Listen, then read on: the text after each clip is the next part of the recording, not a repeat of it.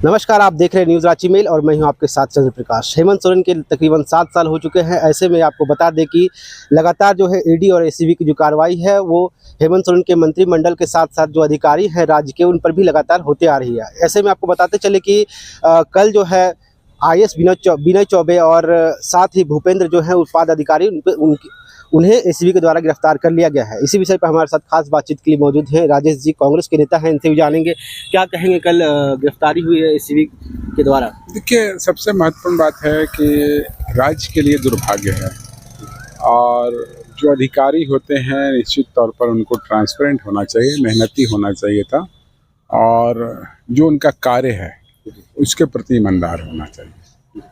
और मुझे जहाँ तक जानकारी है कि इस प्रकार के जो अधिकारी होते हैं निश्चित तौर पे उन लोगों का जो कोड ऑफ कंडक्ट है, जो उनकी ट्रेनिंग होती है, उसमें अच्छे चीज़ बताए जाते हैं और एक बड़े अधिकारी को इस चीज़ से बिल्कुल बचना चाहिए।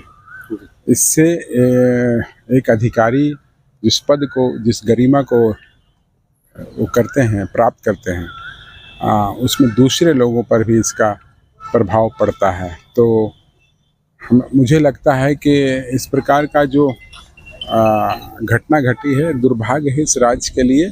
और मैं तो बोलूँगा आपके इस लोकप्रिय चैनल के मार्फत से जो भी अधिकारी हैं, सरकार आपको वेतन देती है, सरकार आपको सारी सुविधा देती है, तो उतना काफ़ी है एक व्यक्ति के परिवार और ये करने के लिए। और आप तो इतने बड़े अधिकारी पर एसीबी का जो शिकंजा कसा है, ये बड़ा आश्चर्य भी है और हमें लगता है कि इससे लोगों को बचना चाहिए, अधिकारियों को विशेषकर बचना चाहिए। नई शराब नीति कैबिनेट में लागू भी हो गई थी, जिसका भरसक विरोध भाजपा के नेताओं ने किया, अधिकारियों ने किया, जो भी।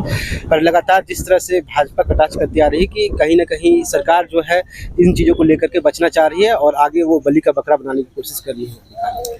देखिए, भारतीय जनता पार्टी के बातें अगर आप कर रहे हैं और उनके नेता जो हैं वो बिल्कुल संवेदनशील नहीं है। उनकी जो कार्यशैली रहती है हमेशा से वो बांटने का काम करते हैं, विभक्त करने का काम करते हैं और झूठ आधारित बातें उनके यहाँ से अधिक निकलती हैं जो राज्य की जनता को दिग्भ्रमित करती है। तो इस राज्य की जनता इस चीज़ को समझ चुकी थी, इसी कारण दो बार कंटिन्यू गठबंधन की सरकार यहाँ बनी है और माननीय मुख्यमंत्री जो है बहुत ही संवेदनशील है और जागरूक है और देखेंगे आपकी छोटी छोटी चीज़ों पर बहुत पैनी नज़र रखते हैं। और अभी जो शराब नीति जो हमारा पास हुआ है उस सरकार की एक मजबूत सोच के साथ पास हुआ है और उसमें आपको ये गड़बड़ियाँ पीछे की सरकार करके गई है, मतलब भाजपा की सरकार करके गई है, वो आपको दिखाई नहीं पड़ेगा। हेमंत सरकार के तकरीबन 7 साल हो चुके हैं। ऐसे में तकरीबन 6 आईएएस जो हैं वो ईडी और एसीबी के रडार में पहुंच चुके हैं। आप एसीबी और ईडी को किस नज़रिए से देख रहे हैं?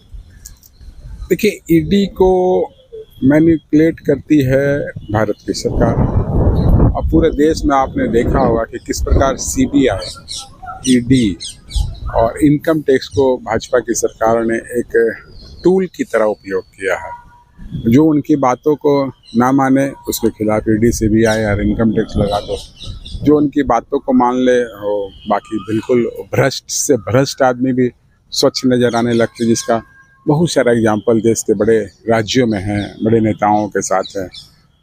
इन्होंने ही भारत सरकार जो हमारे मनमोहन सिंह की सरकार थी, यूपीए की सरकार, उस समय कोलगेट घोटाला और क्या क्या लगाया था और कितना झूठ पूरे राज्य देश में फैलाया था इन लोगों ने, लोगों को दिग्भ्रमित किया था, गुमराह किया था। अनंततः क्या हुआ, सुप्रीम कोर्ट से दोनों मामलाएं समाप्त हो गई और बिल्कुल सब लोग निर्दोष थे, कोई घोटाला नहीं हुआ था जी।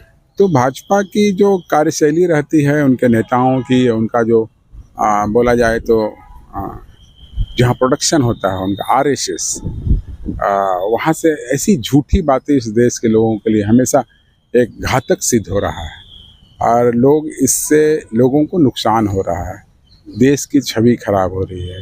सरकारी संस्थाओं का जो दुरुपयोग होता है इनके द्वारा, ईडी, सीबीआई, इनकम टैक्स, उसको लोग अब हंसते हैं। अगर किसी के यहाँ पड़ता है और कुछ मिलता नहीं है तो लोग बोलते हैं कि ये तो भाजपा द्वारा प्रायोजित चीज़ें हैं।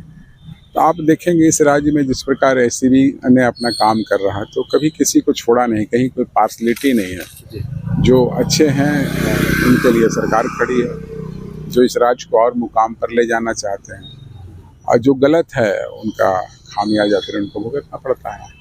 आज बाबूलाल मरांडी ने प्रेस कॉन्फ्रेंस भी किया। उन्होंने कहा कि 100 करोड़ घोटाला हुआ, जो दिल्ली में इतनी बड़ी घोटाले नहीं हुई थी, पर झारखंड में जो है विनय चौबे के द्वारा की गई।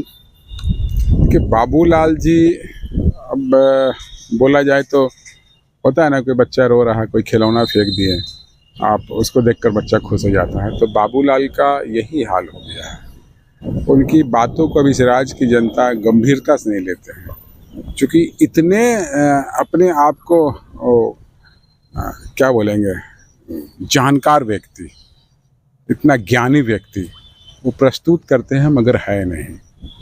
वो भी सरकार में रहे हैं, उन्होंने भी सत्ता चलाया है, तो उनको तो जानकारी होना चाहिए कि कैसे क्या होता है।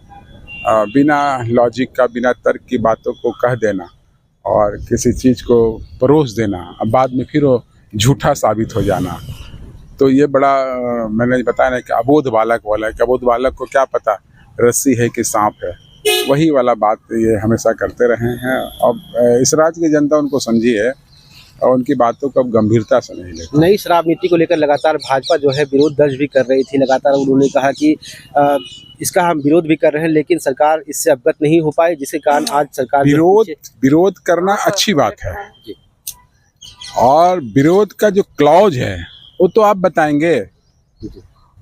विपक्ष किस लिए होता है? विपक्ष होता है कि सरकार जो सत्ता में है उसको आईना दिखाने के लिए, मगर ये आईना नहीं दिखाते हैं, ये सिर्फ आईना का फ्रेम लेकर घूमते हैं कि मैं आईना पकड़ा हूँ, और उसमें कुछ रहता ही नहीं है।